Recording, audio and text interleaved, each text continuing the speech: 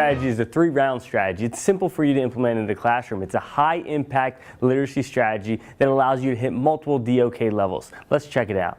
The first thing that you want to do is you want to pick a text. The text should be somewhat short, but always on grade level. You want to have that text so that you can develop questions for your students. The questions should focus on inferencing skills, but the text is not long enough that it's going to take up the entire class period. We want to make sure that we're focusing the emphasis in the class on the activity itself, not necessarily on the length of the text.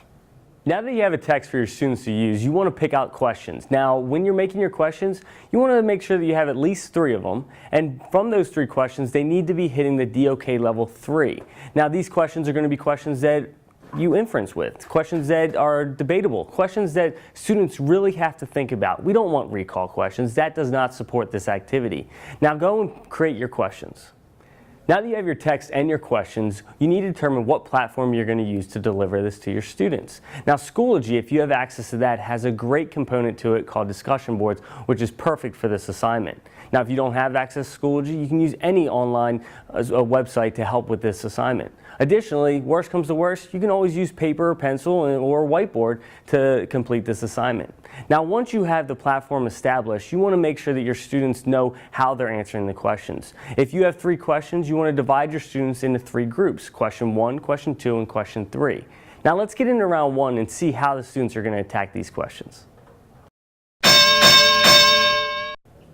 Now that we're in round 1, you want to assign the students to reading. Whether reading is done outside class or during the activity is up to you based on the passage length.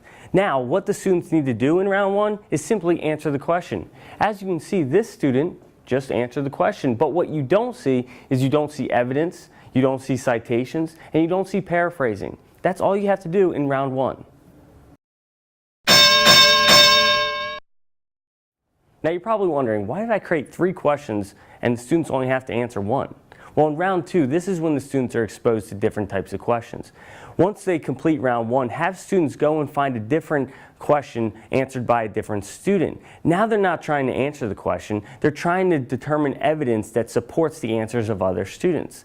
In this example, you can see in round 1, the student answered the question without any evidence. But in round 2, the student didn't answer the question, but they provided evidence to support the answer from round 1.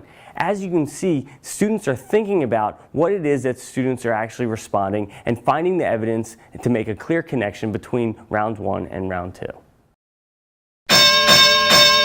This is the round we've been waiting for, the knockout round, the round where we get to DOK level 4, where students are now being exposed to a question that they haven't seen yet. And now they're going to be asked to evaluate whether or not in round 1 and round 2 they support each other. Is there a relationship, a strong enough relationship to say that round 2's evidence properly supports round 1's answer? The students are evaluating the evidence and evaluating the answer, and they're providing an explanation on whether or not they actually support each other, whether or not there's a relationship between round 1 and round 2.